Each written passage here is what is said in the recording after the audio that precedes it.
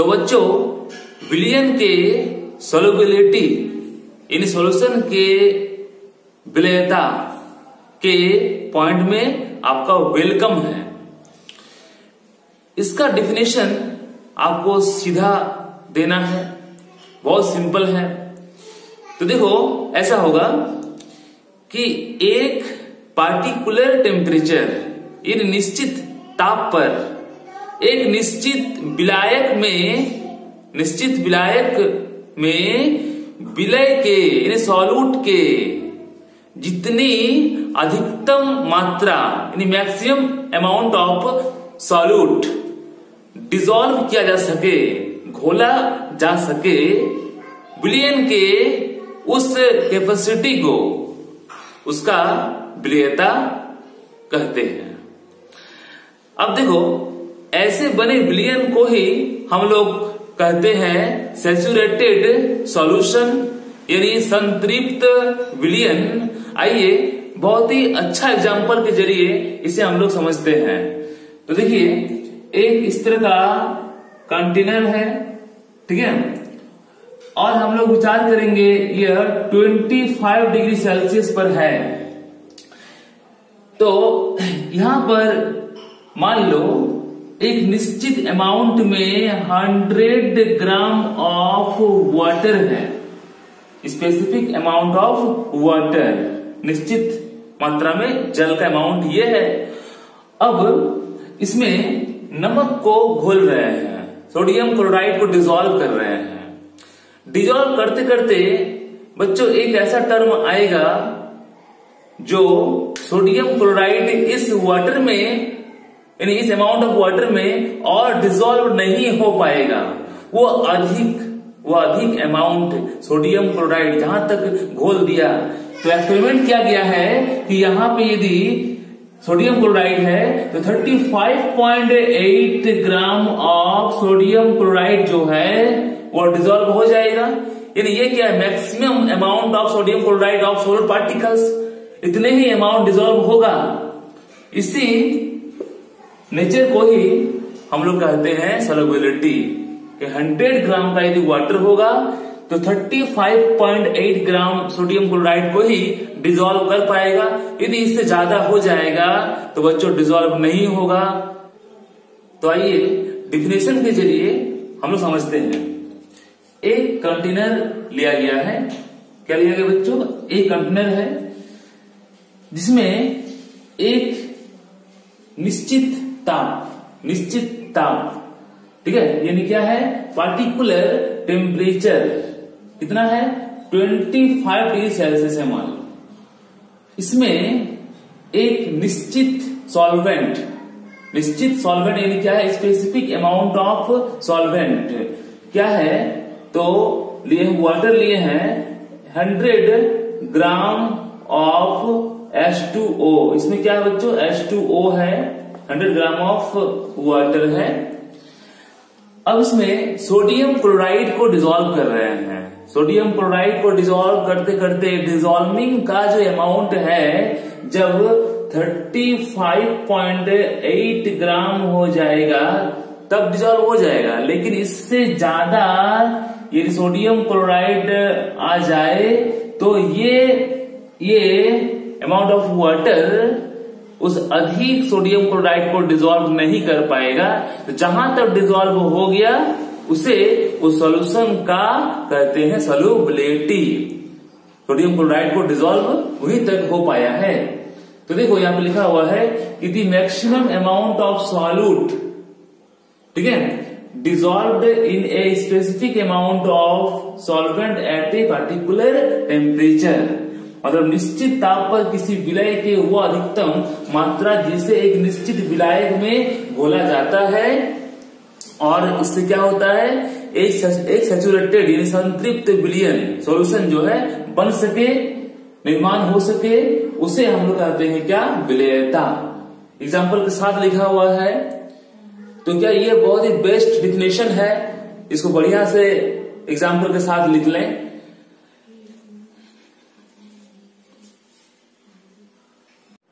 तो बच्चों हम लोग पढ़ने जा रहे हैं सॉल्युबिलिटी किस किस पर डिपेंड करता है।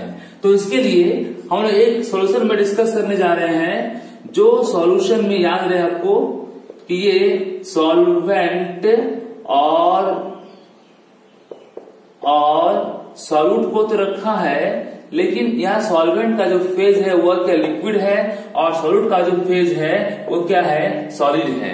इसलिए यहाँ पे देखो लिखा गया है factors that affect the solubility of solid in liquid solution. इसमें क्या है कि लिक्विड का अमाउंट ज्यादा है, सॉलिड क्या है कम है। जैसे क्या है कि वाटर में सोडियम क्लोराइड, ठीक है। तो फैक्टर का जो पहला पॉइंट देखो वो ऐसा है कि नेचर ऑफ सॉल्यूट और सॉल्वेंट, यानी सॉल्यूट विलय, सॉल्वेंट विलायक का प्रकृति। तो देखो यदि सॉल्यूट और सॉल्वेंट दोनों का नेचर यदि एक समान हो तभी सॉल्वेंट में सॉल्यूट के पार्टिकल्स इजीली डिसॉल्व होगा, वरना डिसॉल्व नहीं होगा। तो देखो हम लोग चलते हैं इसके लिए। मान लो सोडियम क्लोराइड को एग्जाम्पल में लिए हैं, Na+Cl क्या है माइनस। इसको हम लोग वाटर में डिसॉल्व करेंगे तो देखो वाटर में भी चार्ज होता है, वाटर में भी चार्ज है। H+O क्या है माइनस, H+O क्या है माइनस। तो यह लिखना है ये माइनस ही चार्ज है। तो होता क्या है कि ऐसे ऐसे कंपोनेंट का नाम है पोलर। पोलर क्या है सॉल्यूट, पोलर क्या है सॉल्वेंट।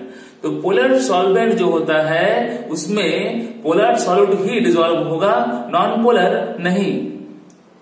इस टाइप से देखो क्या होता है कि यदि मान लो Na+ है और Cl क्या है कि माइनस है, तो वाटर के जो पार्टिकल्स है इस तरह से पार्टिकल्स चारों ओर फैल जाता है। इस तरह से वाटर के जो पार्टिकल्स है चारों ओर फैलने लगता है। एक क्या है माइनस पोल प्लस पोल, माइनस पोल प्लस पोल, माइनस प्लस का पोल बन जाता है। ये जो है एक तरह का इंट्रैक्शन है। प्लस का मतलब क्या है H और माइनस का मतलब क्या है वाटर का पार्टिकल्स। तो सोडियम क्लोराइड जो होती है, सोडियम क्लोराइड के पार्टिकल्स को अलग अलग कर दिया और वाटर में सोडियम क्लोराइड डिसॉल्व हो गया। लेकिन यदि हम लोग सोडियम क्लोराइड को ऑयल में डालेंगे तो ऑयल क्या नॉन पोलर होता है, इसलिए नॉन पोलर के सॉल्वेंट में सोडियम क्लोराइड डिसॉल्व नहीं होगा। इसका मतलब यह है कि डिसॉल्व लाइक डिसॉल्व, समान समान को घोलता है, ठीक है। यदि हम लोग नैप्थोलिन लेंगे, एंथ्रासिन लेंगे बच्चों, तो ये वो बेंजीन में डिसॉल्व हो जाएगा लेकिन वाटर में डिसॉल्व नहीं होगा। तो प्लस माइनस का पार्शियल चार्ज रखा हुआ है तो वो क्या पोलर है, और वो सॉलिड हो या फिर सॉल्वेंट हो, ठीक है। तो पोलर में डिसॉल्व होगा, नॉन पोलर में, क्योंकि इनका इंट्रैक्शन जो है वो हो सके। तो इसको लिखे कैसे हम लोग, देखो बच्चों पोलर का मतलब क्या होता है, मतलब एक प्लस पोल और एक माइनस पोल, या तो बोल सकते हो K+ क्या Cl माइनस। ये क्या है एक पोलर, एक प्लस और एक क्या है माइनस। तो इस तरह का क्या है कि ये पोलर क्या है सॉल्यूट है। और वाटर को ले लो तो वाटर में H क्या है प्लस, O क्या है माइनस, H क्या है प्लस, O क्या है माइनस। तो मतलब खास अर्थ यह है कि जब दो एटम का इलेक्ट्रोनेगेटिविटी यानी अट्रैक्शन फोर्स का वैल्यू में डिफरेंट रहेगा तो वैसे मॉलिक्यूल को हम लोग कहेंगे पोलर। ये क्या पोलर सॉल्यूट, ये क्या पोलर सॉल्वेंट। ये दोनों का जो प्रकृति है, नेचर है, वो क्या इक्वल है। लेकिन देखो बच्चों जो ऑर्गेनिक कंपाउंड होता है नैप्थोलिन, एंथ्रासिन, ये बेंजीन में डिसॉल्व होगा क्योंकि इसमें कार्बन का इस तरह का बॉन्ड होता है।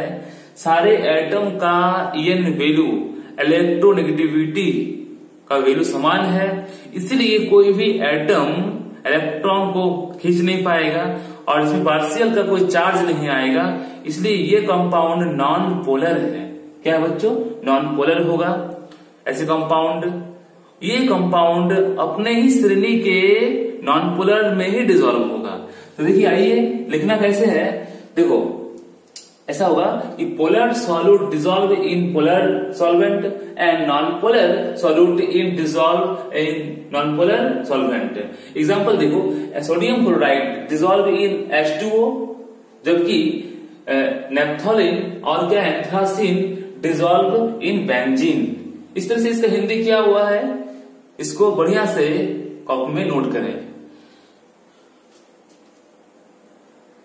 नंबर 2 है टेम्परेचर। तो आइए देखिए इसमें क्या होगा, याद रहे सॉलिड का सॉल्यूट है और इसमें लिक्विड का सॉल्वेंट है। ये है सॉल्वेंट और ये बच्चों सॉल्यूट, और दोनों के मिक्स से क्या बन रहा है, एक सॉल्यूशन रेडी हो रहा है। ठीक है, तो याद रहे जब सॉलिड के पार्टिकल सॉल्वेंट में जाता है और हीट अप्लाई किया जाए तो क्या होगा, रिएक्शन जो है इजीली होगा। जैसे घरों में हम लोग चाय बनाते हैं तो हीट ज्यादा मिलने से चाय इजीली बनता है, वैसे ही यहाँ देखो सॉल्वेंट क्या है, लिक्विड के फेज में है और उसमें डिजॉल्व क्या है, क्या है सॉलिड पार्टिकल्स है। सॉलिड के पार्टिकल्स पे जैसे ही हीट मिलेगा उसके अंदर जो मॉलिक्यूल्स है वो इजीली टूट जाएगा और इजीली सॉल्युबल हो जाएगा, क्योंकि रिएक्शन जो है उसका प्रोसेस क्या है, एक्सोथर्मिक है, उष्मा शोषी है। तो उष्मा शोषी के कंडीशन में यदि इसको हीट दिया जाए तो ये हीट को गेन कर लेगा और गेन करके इजीली सॉलिड के पार्टिकल सॉल्युबल हो जाएगा। इस तरह से पॉइंट ये है, लिखा गया है, इसको लिख लें।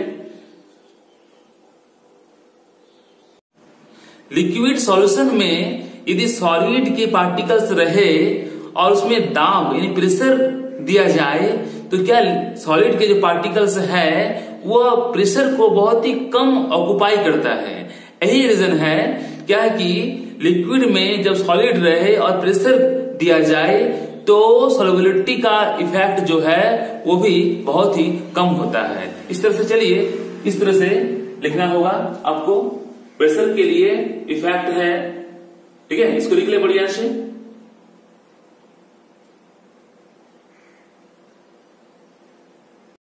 तो बच्चों अब हम लोग आ रहे हैं लिक्विड में गैस का सॉल्युबिलिटी, यानी क्या है कि लिक्विड जो है उसमें गैस के पार्टिकल डिसॉल्व है और इसके सॉल्युबिलिटी को इफेक्ट करने वाला जो फैक्टर है उसका पॉइंट आगे जैसे ही होगा, लेकिन पॉइंट में कुछ चेंजिंग मिलेगा आपको। तो क्या है, पॉइंट नंबर 1 में हम लोग आते हैं। पॉइंट नंबर 1 क्या है कि nature of solvent and solute, यानी विलय तथा विलायक का प्रकृति। और याद है हम लोग जो पढ़ने जा रहे हैं बच्चों, इसमें सॉल्वेंट तो है और सॉल्यूट भी है और मिक्स से सॉल्यूशन बना है, लेकिन सॉल्वेंट जो है वो तो लिक्विड है और सॉल्यूट जो है वो क्या है, गैस है। जैसे कोल्ड ड्रिंक में CO2 गैस डिसॉल्व होता है। ठीक है, तो देखो पॉइंट नंबर 1 में आते हैं, सॉल्वेंट और सॉल्यूट का नेचर कैसे होगा। देखो यदि दोनों ही पोलर है, ये H क्या है प्लस और Cl क्या है माइनस पोलर है, दोनों का EN वैल्यू अलग अलग है। इसको यदि वाटर में डिसॉल्व किया जाए तो ऐसे गैस सॉल्यूट वाटर में डिसॉल्व हो जाएगा, क्योंकि ये भी क्या है, ये भी पोलर है। तो आगे जैसे ही होगा, पोलर सॉल्यूट का पार्टिकल्स पोलर सॉल्वेंट में डिसॉल्व हो जाएगा। यानी एग्जांपल देखो HCl को ले लो, HBr को अब ले लो, यहाँ पे NO को ले लो, NO2, CO2, SO2, ये सारे गैस के जो कंपोनेंट है ये सारे वाटर में डिसॉल्व हो जाएगा, क्योंकि ये क्या है, पोलर है और ये भी क्या है, पोलर है। इसके जगह में यदि नॉन पोलर गैस को लिया जाए, जैसे N2 O2, हाइड्रोजन, तो ये सारे नॉन पोलर इसलिए है क्योंकि दोनों एटम का इन वैल्यू समान है, इलेक्ट्रॉन दोनों में से कोई भी खींच नहीं पाएगा और यह चार्ज क्रिएट नहीं होगा। इसलिए ऐसे कंपाउंड क्या है, पोलर सॉल्वेंट में डिसॉल्व होना बहुत ही मुश्किल होगा। तो अगले जैसे ही पॉइंट है क्या है कि पोलर जो होता है गैस, वह पोलर सॉल्वेंट में इजीली डिसॉल्व होगा, जबकि नॉन पोलर जो सॉल्यूट होगा वो क्या है, पोलर में डिसॉल्व नहीं होगा। तो वैसी है अगले वाला पॉइंट जैसे ही, इसको आप बढ़िया से अपने से लिखें और एग्जाम्पल में ये यूज करें, बहुत ही अच्छा एग्जाम्पल है। ठीक है, पॉइंट नंबर 2 देखिए। अब पॉइंट नंबर जो 2 है, इसमें क्या है, इफेक्ट ऑफ टेम्परेचर, यानी क्या है, ताप का प्रभाव। देखो ताप, तो हम लोग जो पढ़ रहे हैं, देखो इसमें क्या है, इसमें लिक्विड के साथ क्या है, गैस को मिलाया गया है। ये किस फेज में है, तो ये है सॉल्वेंट और ये बच्चों क्या है, ये सॉल्यूट है। अब लिक्विड में गैस को डालने से यहां पर हीट जो है रिलीज होता है।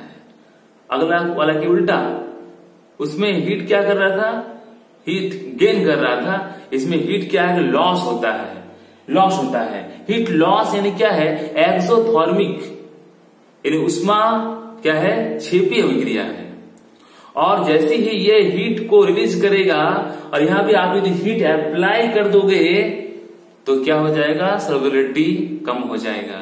जैसे मान लो हम लोग गर्मी में काम कर रहे हैं और यदि गर्मी दे दिया जाए तो वहां पे काम करना, वहां उस जगह में घुलना मुश्किल होगा। एग्जाम्पल देखो और दे रहे हैं, कोल्ड ड्रिंक। कोल्ड ड्रिंक को हम लोग कभी भी गरम गरम पीते हैं नहीं, ठंडा करके पीते हैं। रीजन ये है कि कोल्ड ड्रिंक में कार्बन डाइऑक्साइड जैसे गैस के पार्टिकल डिसॉल्व होता है। जब ये डिसॉल्व होता है तो ये हीट को रिलीज करता है, इसलिए यदि ठंडा किया जाए तो हीट का रिलीज होना इजीली होगा। लेकिन यदि वहां पे हीट दे दिया जाए तो क्या होगा, कार्बन डाइऑक्साइड डिसॉल्व नहीं होगा और सॉल्युबिलिटी में कमी होगा। तो यहां देखो, यहां पर यदि हीट को दिया जाए और सॉल्यूशन को चेक किया जाए, सॉल्यूशन कैसे बनेगा, तो बच्चों क्या होगा, सॉल्यूशन का CO2 जो मान लो गैस है या फिर N2 गैस है, कोई भी गैस रहे, उस गैस पार्टिकल का सॉल्युबिलिटी में कमी हो जाएगा।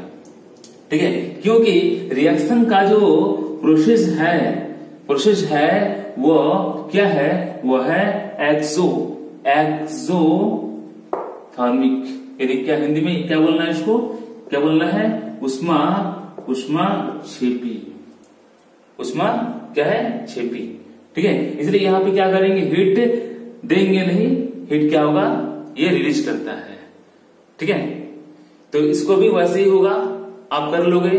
कंडीशन थोड़ा सा अलग अलग, ठीक है, उसमें था उष्मा शोषी और ये क्या, उष्मा क्षेपी। इसमें क्या होगा, टेम्परेचर देने से यानी हीट यदि आप अप्लाई करोगे तो क्या होगा, बलीयता में कमी हो जाएगा। ठीक है, तो बच्चों पॉइंट नंबर 3 है इफेक्ट ऑफ प्रेशर, यानी दाब का प्रभाव। तो इस पर हेनरी नामक साइंटिस्ट, हम लोगों का गुरुजी ने यह कहा कि हम लोग दाब का प्रयोग कर लिक्विड में गैस को घोल सकते हैं। चलिए आइए देखते हैं। ये मान लो एक कंटेनर है जिसमें जल है, यानी वाटर का मॉलिक्यूल्स है। इसके ऊपर में बहुत सारे गैस के मॉलिक्यूल्स है। एग्जाम्पल जैसे CO2 है या फिर O2 है, N2 है। अब क्या होता है कि जब इसे ऊपर से कोई प्रेशर का प्रयोग किया जाए, पिस्टन के सहारे प्रेशर का प्रयोग किया जाए तो क्या होगा, CO2 O2 जैसे गैस H2O में डिसॉल्व हो जाएगा, क्योंकि यहाँ पे एक्स्ट्रा प्रेशर देने से ये CO2 का जो पार्टिकल्स है वो अंदर चल जाएगा, जिससे H2O CO2 और O2 के बीच जो है इंटरेक्शन होके ये डिसॉल्व हो सकता है। ये हेनरी का लॉ है। तो बच्चों हम लोग अगला वीडियो में हेनरी का लॉ, हेनरी का नियम विस्तार से इसका एप्लीकेशन और इससे न्यूमेरिकल एनसीईआरटी का विस्तार से करेंगे। तो आज का वीडियो यहीं तक, इसको लिख लें।